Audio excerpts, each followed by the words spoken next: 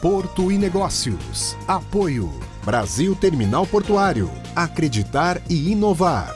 Eldorado Brasil.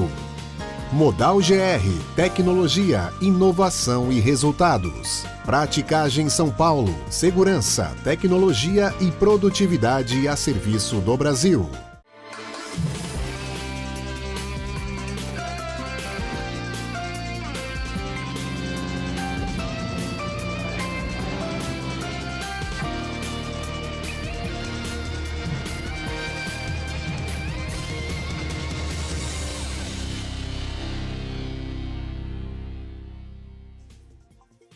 Olá!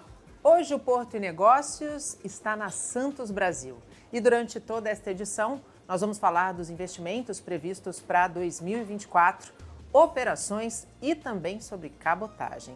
Participam desta edição o nosso diretor de assuntos portuários do Sistema Santa Cecília de Comunicação, Casimiro Técio, e Bruno Estupello, diretor de operações de terminais portuários da Santos Brasil. Bruno, muito obrigada por nos receber aqui na Santos Brasil, para esse primeiro programa em 2024, para falar de coisas muito positivas e muito importantes. Seja bem-vindo. Obrigado, Nathalie, obrigado, Tércio, pela oportunidade, recebendo vocês aqui na Santos Brasil, nosso principal terminal, Tecon Santos. Temos mais uma oportunidade de conversar sobre assuntos importantes do setor portuário. Técio, obrigada mais uma vez pela parceria e confesso que esse programa me fez estudar um pouco mais do que eu estou acostumada e eu te agradeço sempre por isso, porque estudo nunca é demais, é sempre absorção de conhecimento. Seja bem-vinda. Eu que agradeço, Nathalie, agradeço ao Bruno de receber a gente aqui na Santos Brasil e falar aí dos projetos que estão aí bombando aqui no terminal e na empresa como um todo, né?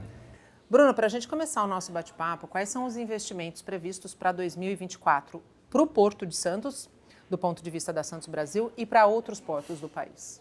A Santos Brasil está em pleno desenvolvimento do seu plano de investimentos, né? Nós temos previsto para esse ano, considerando todos os nossos terminais, entre 600 e 700 milhões de reais para serem investidos, e só no Tecon Santos, da ordem de 270 milhões de reais em investimentos.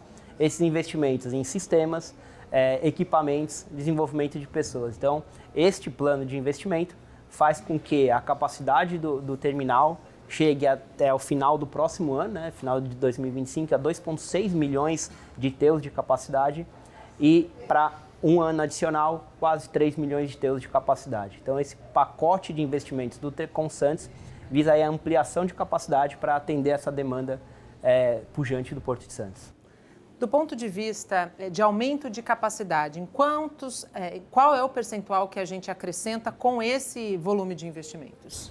Hoje, a nossa capacidade no Tecon Santos é de 2,4 milhões de TEUs, né? Então, nesses 2 anos, acrescenta 200 mil TEUs de capacidade, chegando aí ao final do plano de investimento em mais 2 anos a 3 milhões de TEUs de capacidade. Técio, o quanto esses investimentos pautados na qualificação de pessoal, na compra de equipamentos, na revisão da automação do terminal são importantes para o pilar, especialmente do ISD? Bom, acho que vou voltar um ponto atrás, né? Acho que o primeiro ponto é o aumento de capacidade do terminal da Santos Brasil, ele está calcado em cima de capacidade dinâmica, né? Então, é justamente investimento em equipamento, investimento na agilidade de você passar a carga pelo pátio. Então, basicamente, nós estamos falando de aumento de capacidade de berço e aumento de capacidade de conexão com a Interlândia, dos gates. Obviamente, porque você tem a mesma área, né, de armazenagem. Eventualmente, você pode até trabalhar com um aumento de alto na capacidade estática, mas com certeza sair de 2,4 para 3 milhões de toneladas usando a mesma área, com certeza nós estamos falando de capacidade dinâmica. A Santos Brasil vem investindo bastante nos pilares do ISD, né? É um dos terminais que mais referência né? nessa temática. Ampliar nesses preceitos de ISD é o grande desafio, né? Eu acho que é um exemplo que a gente pode dar para o mercado de terminal. E outra coisa, né?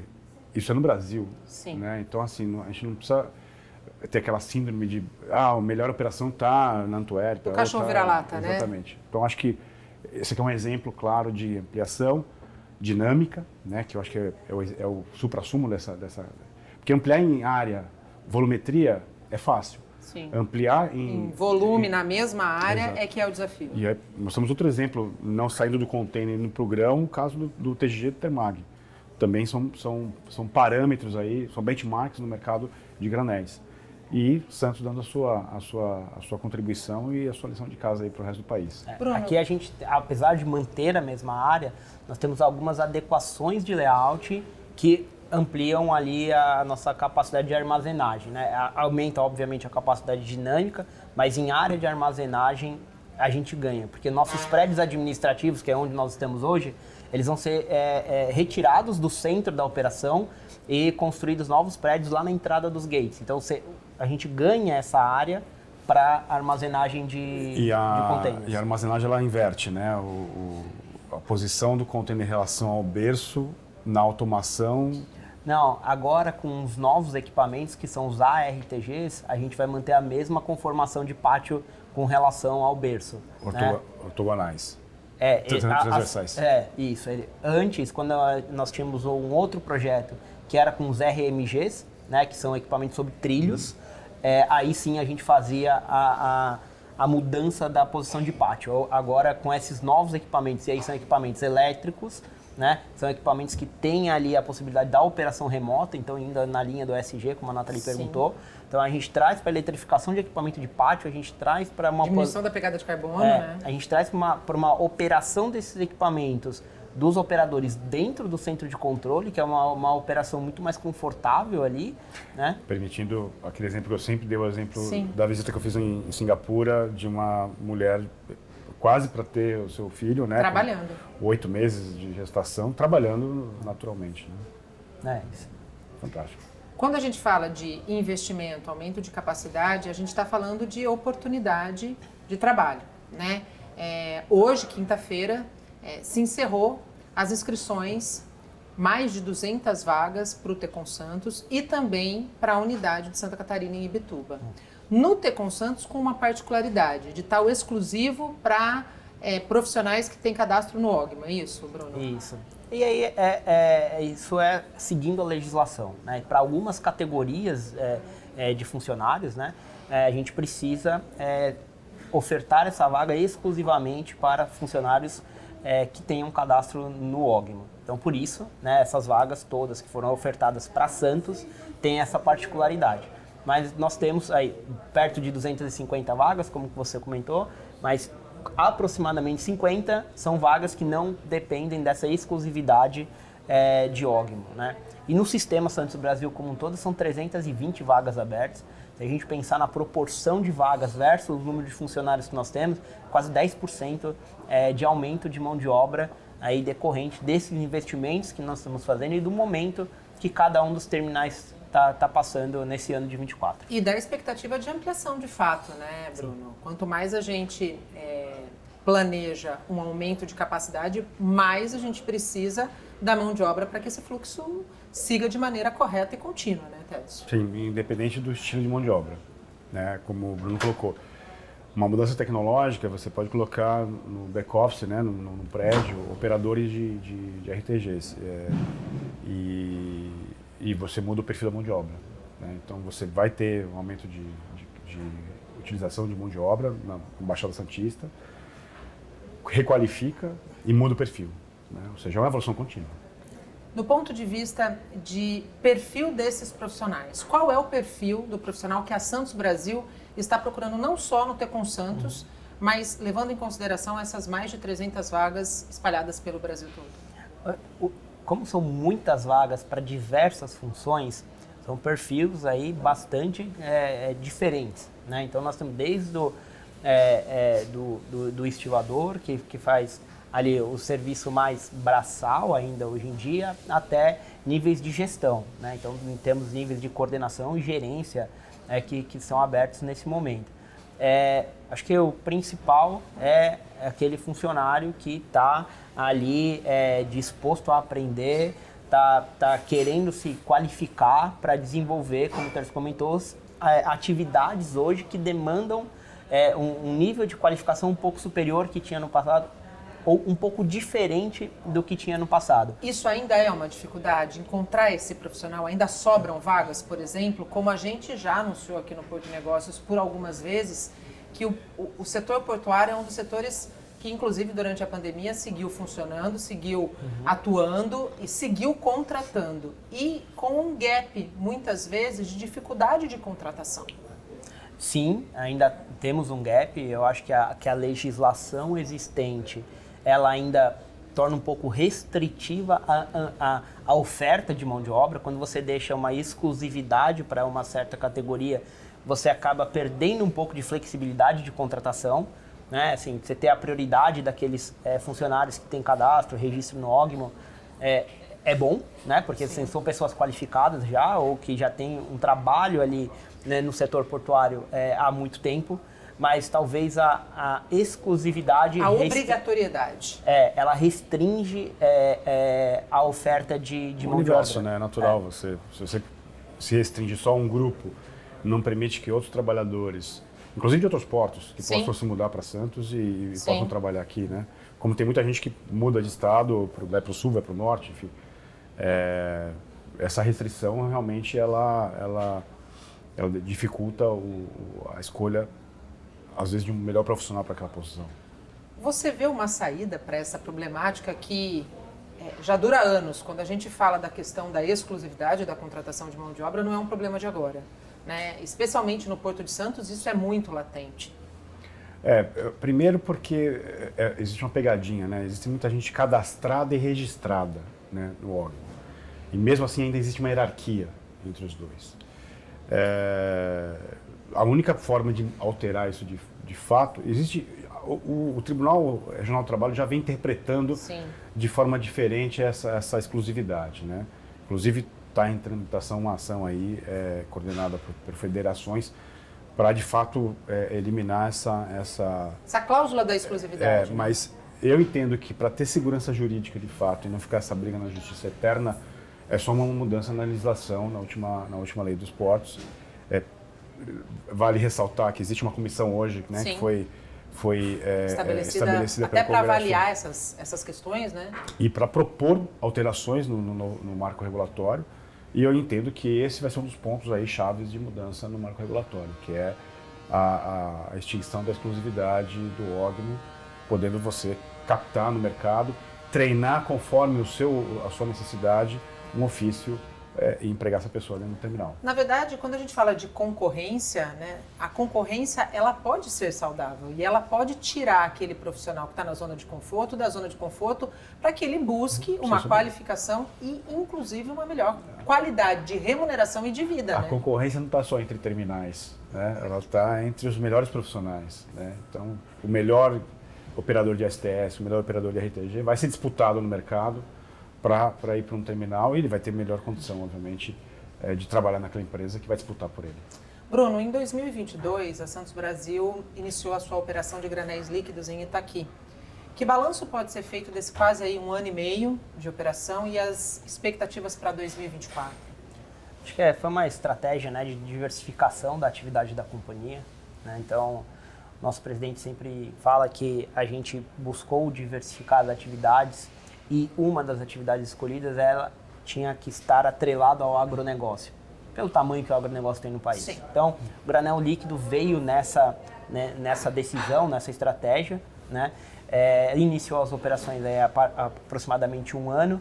Ela ainda está inicial, porque nós não temos ainda 100% do investimento realizado. Isso deve acontecer aí em mais 2 anos, que aí nós temos a capacidade total instalada. Mas as operações estão indo bem. Começaram já nos terminais que eles já eram brownfield, os terminais que já existiam, mas que também passaram por investimentos da Santos Brasil.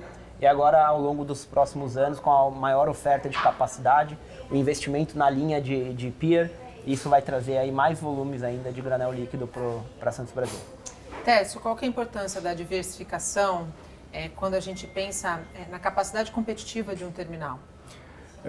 Eu acho que mais do que capacidade competitiva, a gente pode dizer que é uma segurança, é um hedge econômico do grupo, né? É não depender apenas de uma atividade. Exato. E essa atividade sofrer algum impacto, não precisa muito longe, Sim, guerra entre Israel e a Palestina, os fretes para aquela área dispararam, você não tem navio tocando aquela região do mapa, o ciclo de viagem do container ele fica mais dilatado, e aí você tem o mesmo problema que a gente teve na pandemia, né? Você diversificar e olhar para o agronegócio, para a commodity como um lastro, é a minha recomendação como consultor. A DP World, ela apostou nisso, né? Então, e ela fez isso um terminal, que foi o próprio terminal dela aqui em Santos, e é importante trazer para o nosso espectador que não é uma prática da DP World mundo afora, só que chama a atenção que a Hudson fez um terminal na Arábia Saudita, e a Hudson também tem uma tradição containera, já também multipropósito, né? Eu entendo que a Santos Brasil, diversificando investimento no líquido, é pensar como um grupo econômico, né? Não faz sentido colocar hoje dentro da Santos Brasil uma carga que não seja container. Está especializado, está clusterizado, né? Lembra do conceito de clusterização? Então, pelo contrário, né? A ampliação da capacidade, não só tecnológica, né? De dinâmica, mas de ampliação de área é o que a gente deve perseguir, né? Isso para todos os terminais de container no Santos. A gente faz um rápido intervalo e volta já. Não sai daí, até já.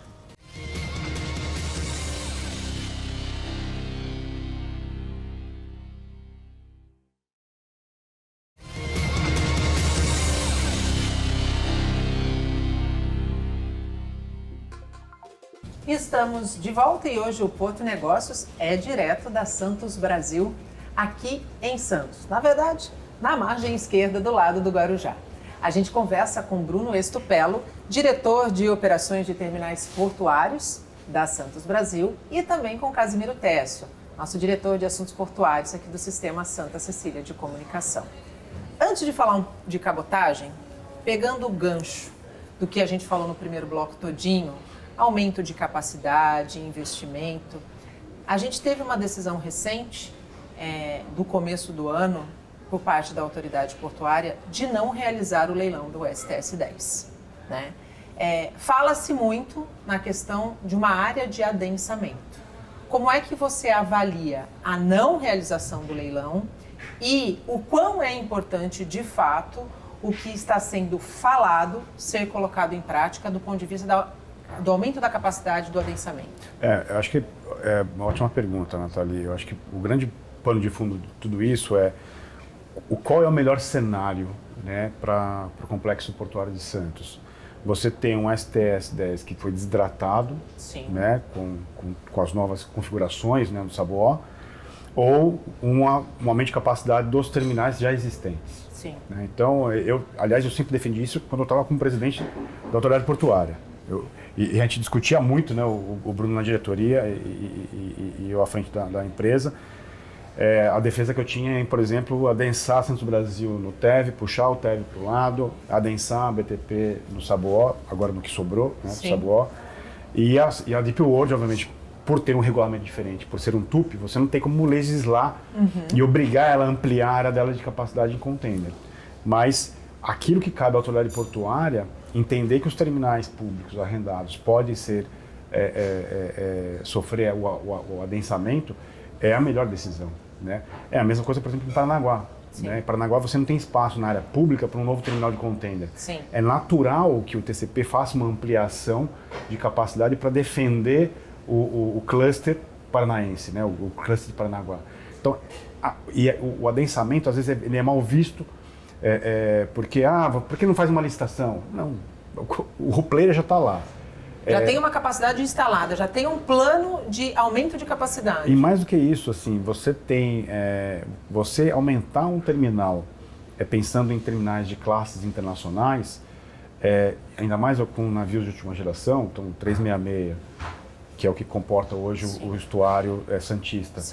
É muito melhor você aumentar um berço e aumentar a disponibilidade para 366 atracarem no Porto de Santos, do que fazer um novo terminal que vai caber um 366 com um Panamax.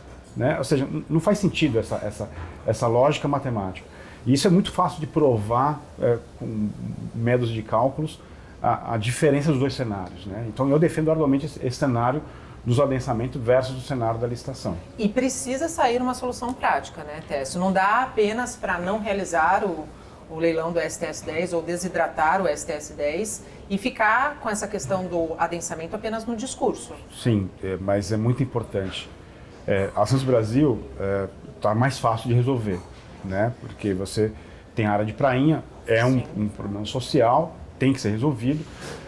No caso do Saboó, tem um problema clássico que é o fertilizante. Sim. Se não endereçar o arrendamento do 53 ou de uma solução que atenda à demanda do 53, né, do terminal da margem direita de fertilizante, você vai depender do cais público operando no Saboó.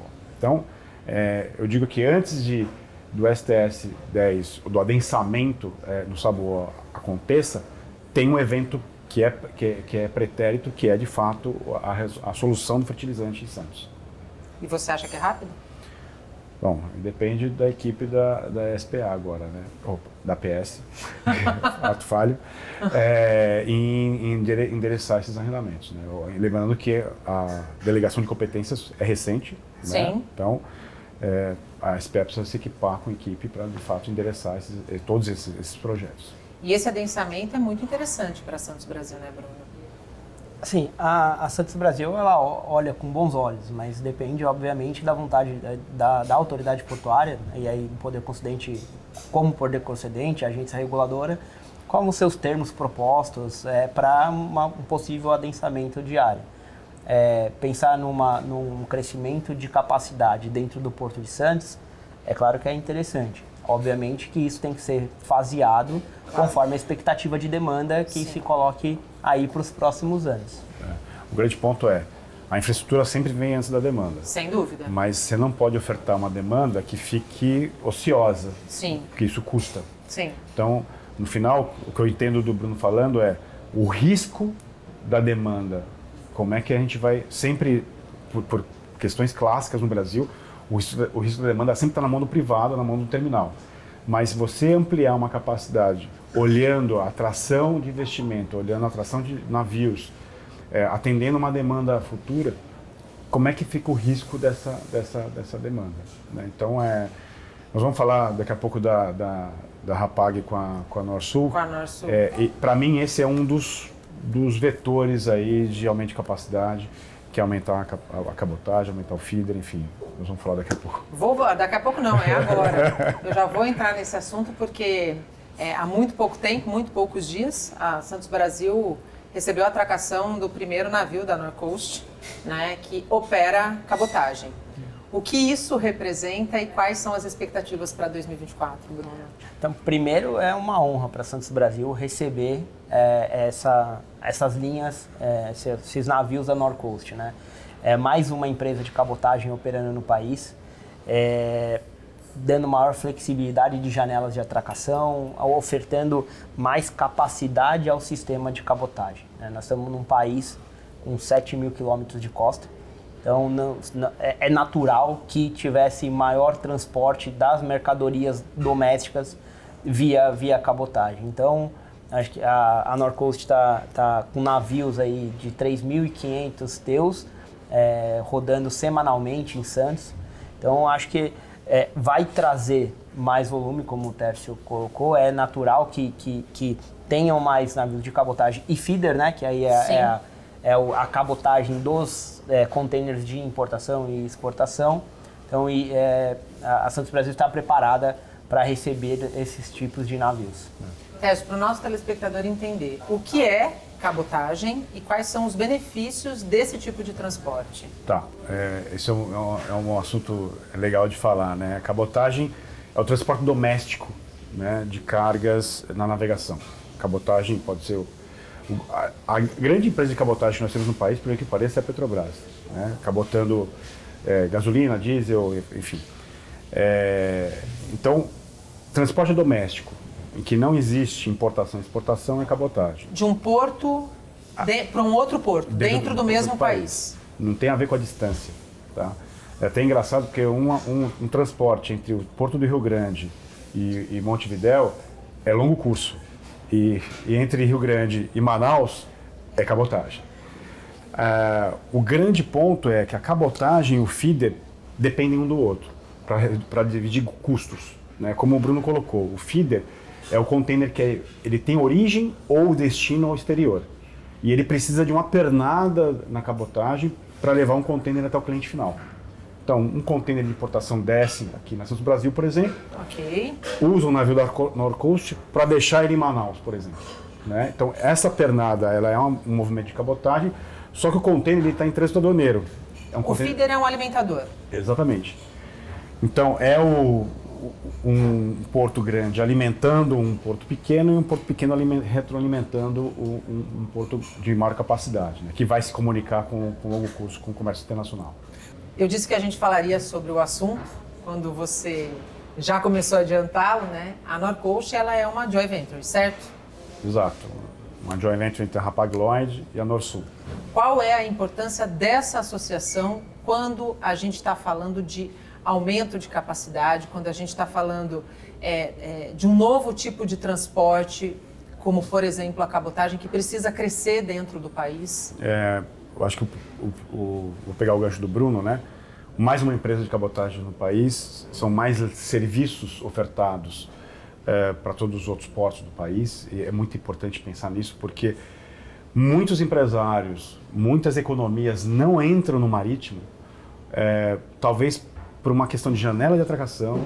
Assim, eu vou pegar meu container, vou esperar 15 dias ele parado no porto para receber o próximo navio, ele desce de caminhão, tranquilamente de Belém até São Paulo, pagando até 5 vezes o valor do frete marítimo. E aí a gente está falando também de uma solução muito mais sustentável. Não vou nem discutir esse aspecto. Aí é uma responsabilidade do nosso lado, como técnicos, né, e pessoas do setor portuário e marítimo, de entender a dor dessa economia, dessa indústria e resolver. A Norcoast é mais uma força aliada em equacionar esse problema. Até porque o operador de cabotagem, ele pensa no porta a porta.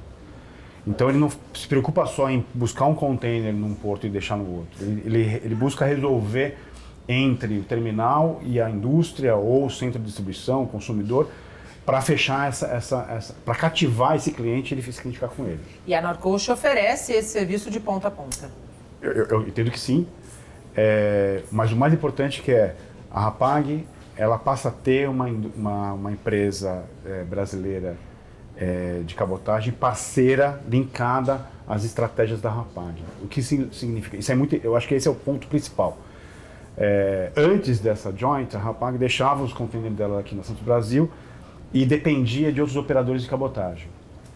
Agora ela consegue ter uma estratégia de distribuição da sua carga até o cliente final. Então ela consegue ofertar para alguém que está em Vila do Conde, por exemplo, tem um terminal da Santos Brasil, sim, um serviço que vai usar Vila do Conde, que vai usar a Santos Brasil e que vai deixar, por exemplo, em Algeciras ou em Antuérpia. Isso é o grande diferencial, né? É você cuidar melhor do seu cliente. Você cuida da carga do momento que ela sai ao momento que ela chega. Do porta a porta. Do porta a porta. E isso é importante. E eu fiquei super feliz com essa iniciativa da Hapag com a Norsul e está aqui em Santos mais uma vez, né? Todas as atracações da Norcoast serão na Santos Brasil? Sim. Em Santos, o terminal da Santos Brasil foi o terminal escolhido com essa parceria com a Norcoast para fazer as movimentações desse primeiro serviço. Há possibilidade de ampliação para outros terminais da Santos Brasil? Pode ser. Nós temos 3 terminais no país, temos em Imbituba, Vila do Conde e aqui.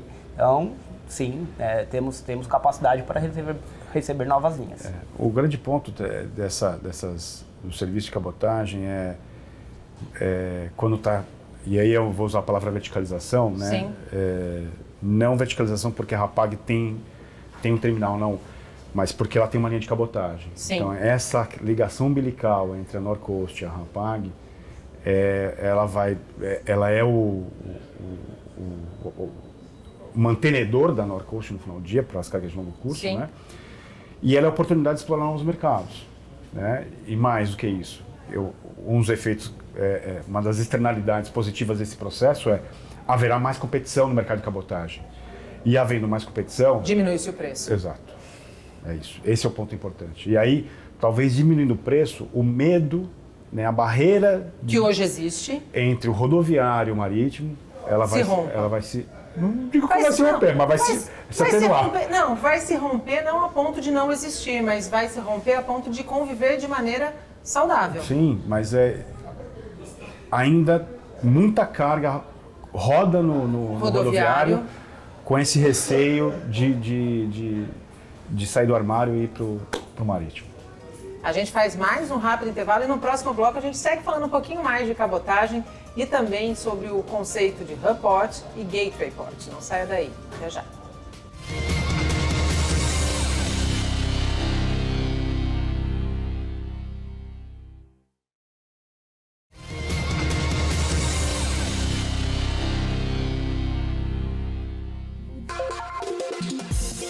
Estamos de volta e chegamos ao último bloco do Porto e Negócios, hoje direto da Santos Brasil. A gente conversa com o nosso diretor de assuntos portuários do Sistema Santa Cecília de Comunicação, Casimiro Técio, e também com Bruno Stupello, diretor de operações de terminais portuários da Santos Brasil. Técio, no bloco anterior a gente falou um pouquinho sobre cabotagem, sobre a primeira atracação da Norcoast aqui na Santos Brasil, no Tecon Santos. A criação da Norcoast, ela é resultado do BR do Mar, que é a Lei de Incentivo à Cabotagem? É assim, eu não consigo afirmar 100%. Obviamente a lei ela facilita, mas eu entendo que essa joint ela foi muito bem estudada, não só calcada nos benefícios, que não são muitos, né, da BR do Mar. Lembrando que a lei foi desidratada. Exatamente, pelo Senado recentemente. E aí, assim, eu entendo que tem muito mais a ver do lado da Hapag, de ter um braço dentro do Brasil e uma capilaridade, do que criou-se um programa de benefício e eles mudaram a ideia, vamos implantar. Não sei a opinião do Bruno, mas eu sou mais da tese dessa verticalização marítima do transporte internacional para cabotagem. Você concorda? Já foi criada apesar da BR no Mar, né? Exatamente, é isso. BR no Mar. Se beneficia, mas... Isso, acho que também concordo. Acho que ela... E aí, obviamente, que eu não posso falar pelos acionistas e pela Norcoast, claro. Mas assim, pelo que é a BR do Mar, ou como ela está neste momento, eu acredito também que a Norcoast exista apesar da lei, não como consequência dela. Como você bem colocou, Técio, a BR do Mar foi desidratada, né? É uma lei que foi criada, sancionada, mas não tomou corpo. No entanto, estimativas de mercado mostram um potencial de crescimento nos próximos anos do volume de cabotagem. Nesse sentido, quais desafios precisam ser vencidos para que, de fato, essas estimativas se tornem reais e a gente tenha um aumento de volume por via marítima? Bom, o aumento da cabotagem ele é notório porque nós temos uma costa de 7 mil quilômetros que precisa ser atendida pelo transporte doméstico. De fato, quando a gente fala de desidratação do marco regulatório, os dois grandes pontos é a questão da regra de contratação da tripulação e dos impostos sobre o combustível, né? Então, por que pareça, a Hapag não vai pagar o imposto sobre o combustível uma vez abastecido aqui, porém a Norcoast vai pagar. Vai pagar. É um pouco bizarro, né? Então, se eu faço um incentivo, de fato, para essa carga vir para o marítimo... Nenhum dos dois tinha que pagar. Não só o comércio internacional. Obviamente que o conceito da Hapag não pagar significa que eu estou exportando combustível. Sim. Né? Porque é um ativo internacional. Mas o grande ponto que chama a atenção é a tripulação, né? A lei inicial propôs um percentual, uma liberalidade maior na contratação de tripulantes, mas acabou que tem que ter um percentual quase que maciço de tripulação nacional, respeitando as leis trabalhistas nacionais. E aí, só para o nosso espectador entender, um tripulante da cabotagem, ele recebe menos no bolso do que um tripulante de linhas internacionais. Porém, o tripulante nacional, ele custa mais para a empresa de navegação do que um tripulante de longo curso. Essa equação é difícil de resolver, então, né? Então, é difícil de resolver. Aí você realmente desidrata o marco regulatório. E aí, no fim do dia, o que a gente está discutindo é aproveitar essa comissão que vai fazer a revisão, né, do marco dos portos, de aproveitar para olhar para resolver esses problemas que não foram endereçados com a BR do Mar. Você acredita que o BR dos Rios, né, que está aí como uma opção para marco regulatório também das hidrovias, a gente tem um Ministério dos Portos muito direcionado para realmente intensificar, tirar do papel a questão de incentivo a hidrovias. Nós temos uma via navegável muito extensa, né? Você acredita que o BR dos Rios já venha com esses problemas solucionados ou a gente pode ter os mesmos problemas e cair daqui a um tempo, depois da sanção, numa desidratação? Eu acho mais fácil o BR dos Rios ter mais sucesso, porque eu acho que a renúncia fiscal dos benefícios que você vai ter na navegação interior são menores, né? E existe uma vontade já de todos os governos, independente dos bottoms e dos broches partidários, de resolver a questão do Arco Norte de vez, e obviamente essa conexão do Cone Sul com as hidrovias do Paraguai, de uma vez por todas, né? E no final, assim, você abrir opções logísticas para toda a economia brasileira é você colocar um desfibrilador em toda a interlândia brasileira, né? Hoje, em algumas cidades, um porto é muito mais competitivo que o outro. Sim. Só que se eu tiver um terceiro, o preço vai abaixar, né? Então, acho que no final do dia o que a gente quer? Preços competitivos, justos, né? A gente não pode aqui, não podemos aqui fazer apologia a preços baixos. Sim. Que você não tenha margens nos terminais. Então, a gente passou por um bom... Isso aconteceu para os terminais e aconteceu também para os armadores. Os armadores viveram décadas de desgraça no transporte internacional. A década de 90 foi... Sim, muito ruim. Ganharam bastante dinheiro na pandemia. Os terminais também passaram por momentos ruins, né? Agora estão recuperando a sua capacidade de cobrança, né? E é engraçado que eu tenho acesso a algumas faixas de preço, né? Esses dados também têm um nível de publicidade que a gente pode pesquisar nos balanços, enfim. Tem terminal cobrando bem, né? No cluster de competição, né? De São Paulo, Paraná e Santa Catarina, que dá margem aí para ter uma boa competição entre os terminais.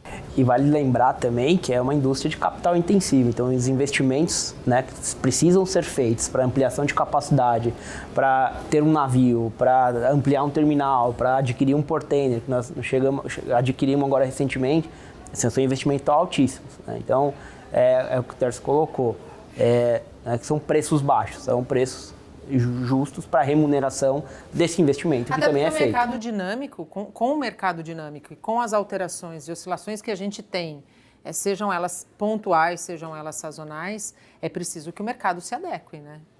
Exato. Então, assim, e é importante também aquele balanço de oferta e capacidade, né? Se você tem uma sobreoferta de capacidade, os preços despencam e aí não remuneram o investimento que foi feito. Que foi o que aconteceu recentemente. Não, aconteceu em 2013, quando entrou em operação a BTP juntamente com a Deep World e você teve uma crise econômica simultânea, o box rating ele desceu a 1/3 do preço em Santos. Imagine você, de uma hora para outra, perder 2/3 da receita simplesmente por uma questão de mercado e não por uma questão de não tem o serviço, né? O serviço está ofertado, a demanda foi distribuída entre os concorrentes e ela diminuiu simultaneamente.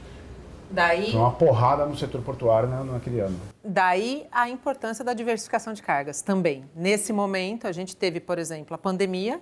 Nós tivemos problemas muito pontuais na pandemia, especialmente quando a gente fala de container, né?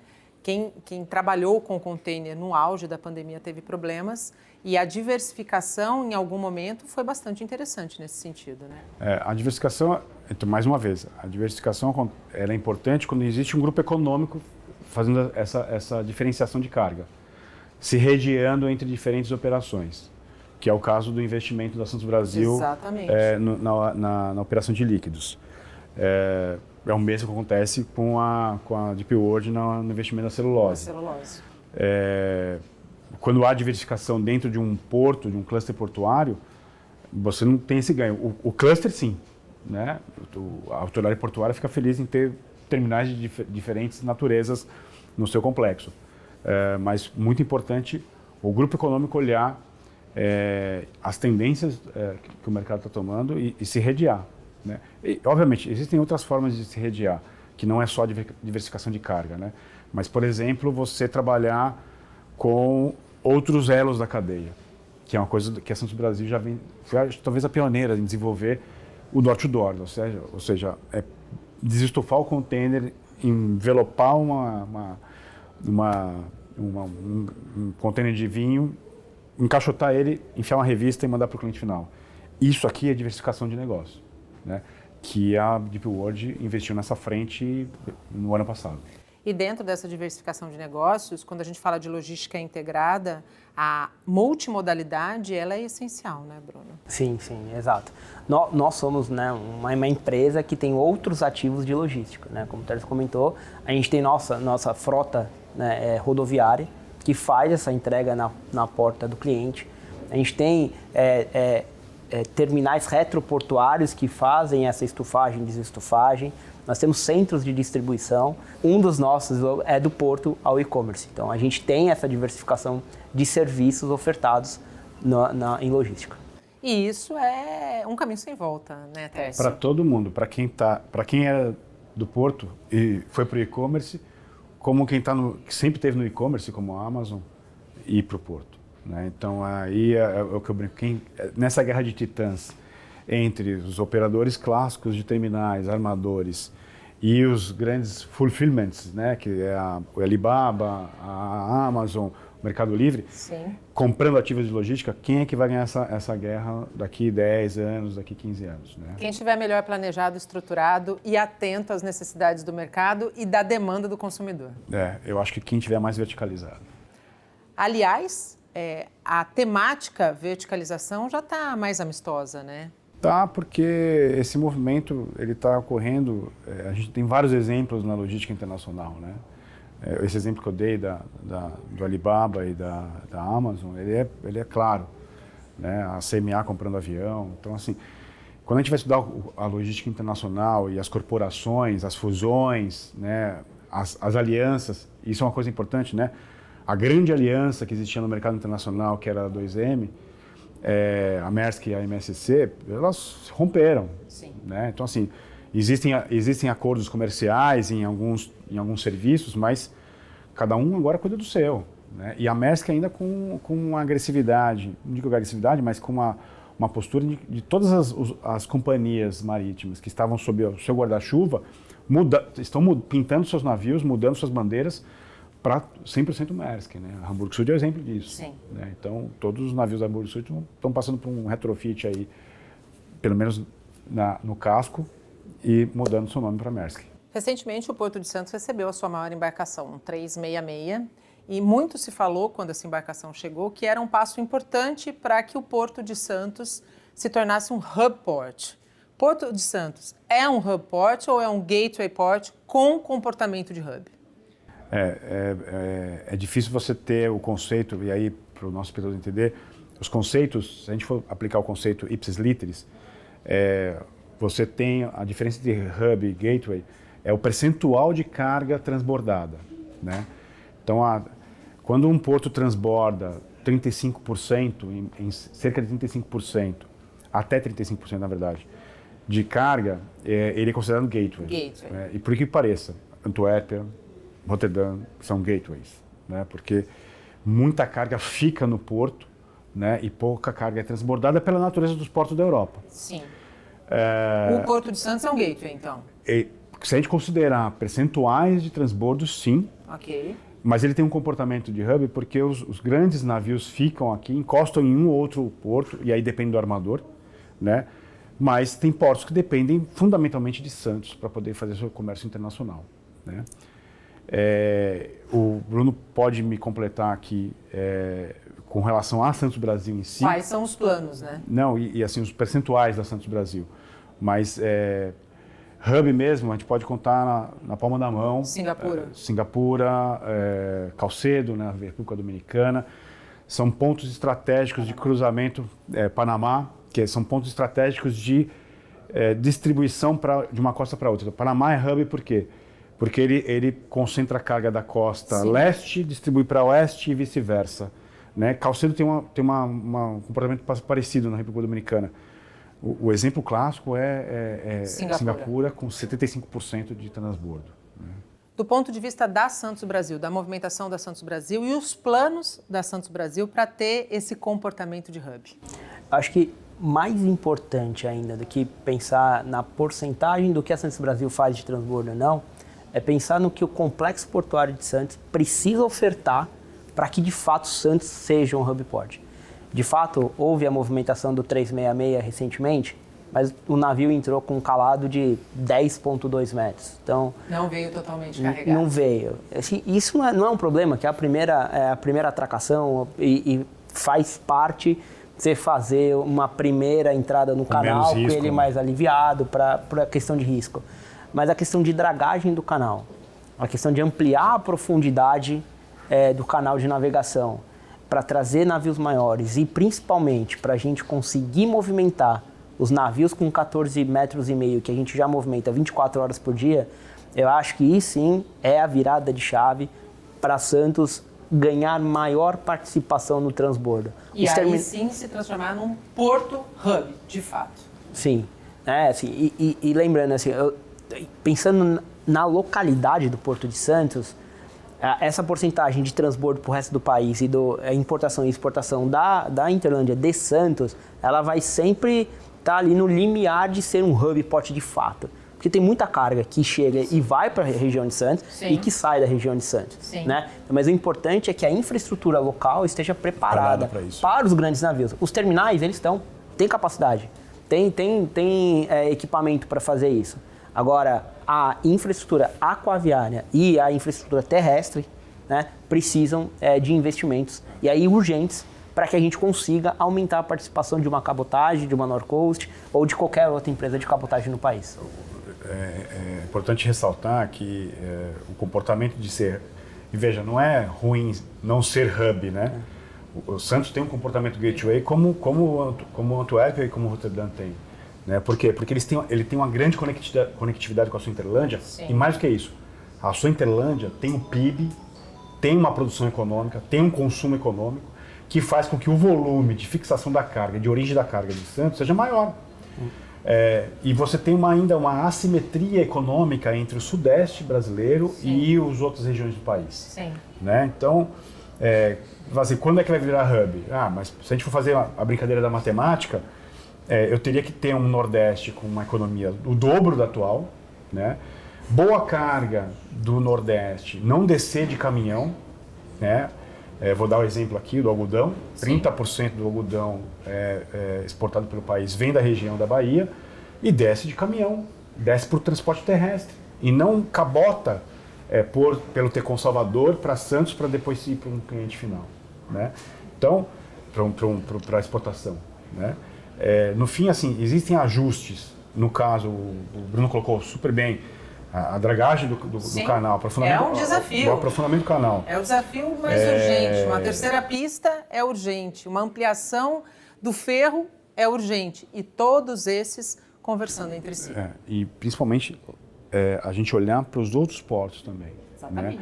Né? Quando eu discutia do 366, né, que vai encostar em Santos, lá uns 2 anos mais ou menos, alguns empresários do setor marítimo diziam assim: Tércio, só vai atracar 366 em Santos se atracar em outro porto também, porque não vai atracar só em Santos. Ninguém vai fazer um serviço único, vai tocar Santos e vai embora. Exatamente. Então a gente precisa se preocupar, nós como cluster santista, de também desenvolver outros portos. Outros portos têm a sua capacidade de receber esses navios, porque para esse navio virar moda e aí ter capacidade, reduzir custo, etc., aprofundamento do nosso canal é importante. mas olhar para os outros portos também é. Na verdade, é uma logística conectada. A gente tem que pensar numa logística conectada de maneira que a ampliação se torne efetiva a partir do momento que todos pensarem os problemas conjuntos em comum acordo. O custo logístico da costa leste sul-americana, ele precisa ser competitivo como um todo.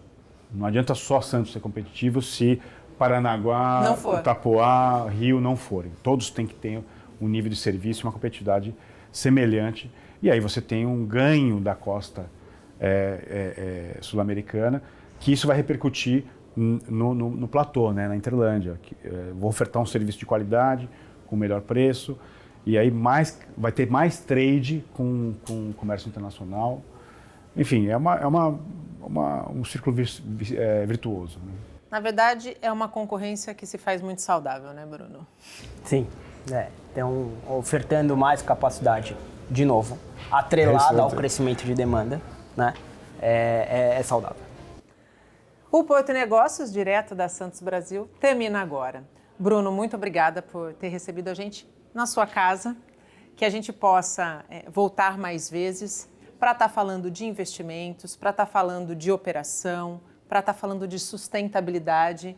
Eu gosto muito de deixar claro que quando se fala em sustentabilidade, de fato, a Santos Brasil ela é uma referência, porque sustentabilidade é muito mais do que apenas o discurso, é sobretudo a prática, né? Quando a gente fala de ESG, dos 3 pilares, ele tem uma definição muito bonita, mas a prática dele é que vai, de fato, contribuir para a mudança do planeta de uma maneira geral. E isso todos nós temos que estar preparados. Então, assim, a Santos Brasil tem feito a sua lição de casa de uma maneira muito exemplar. Obrigada por nos receber aqui. Obrigado, Tércio. Obrigado, Nathalie. Obrigado ao espectador. As portas da Santos Brasil estão sempre abertas para vocês. Tércio, obrigada mais uma vez. Nós estouramos o programa. O Nasson, que é o nosso cinegrafista principal aqui do programa, já está pedindo, pelo amor de Deus, para eu encerrar logo. Obrigada mais uma vez pela oportunidade e por me permitir aprender um pouquinho mais. Foi bem bacana. Te incomodei bastante, mas aprendi. Bom, eu que agradeço, Nathalie, agradeço ao Bruno e tchau. Olá, gente! Veja só, o Porto Negócios de hoje fica por aqui. A gente volta a se encontrar na semana que vem com um programa inédito às 8 horas da noite. Eu espero você. Agora sim. Tchau!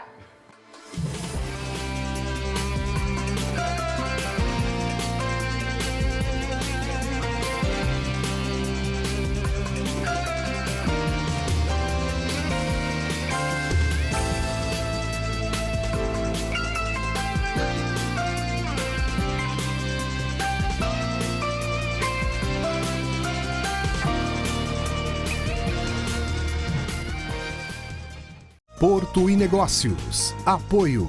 Brasil Terminal Portuário. Acreditar e inovar. Eldorado Brasil. Modal GR. Tecnologia, inovação e resultados. Praticagem São Paulo. Segurança, tecnologia e produtividade a serviço do Brasil.